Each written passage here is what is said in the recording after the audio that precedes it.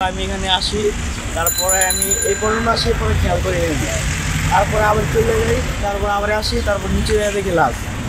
পরে তারের কাছে যাই দেবে না, পরে আবার ওই পিস্তলে ফায়ার করে।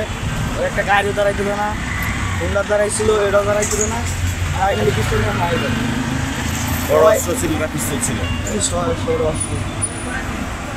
পরে মনে করলেন সবাই ওই একই ওইকের দ্বারের কাছে যেতে পারি।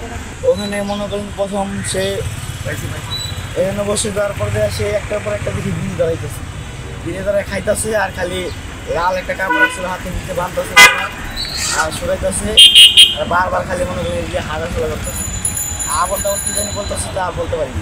মানুষকে করে না দেখি গাড়ি, সবাই তো আর হেঁটে যায় না, সবাই তো মনে করেন গাড়ি ঘোড়া দিয়ে হইতেছে। আরও মনে করলেন দাঁড়াইতে জানে, গাড়ি দাঁড়াইলে নামলে ওই নিষেধ করে দেয়, পিস্তল দেখা ফায়ার করবো, ওরা গাড়ি ভয়ে এমনিতে ভয়ে যাবে।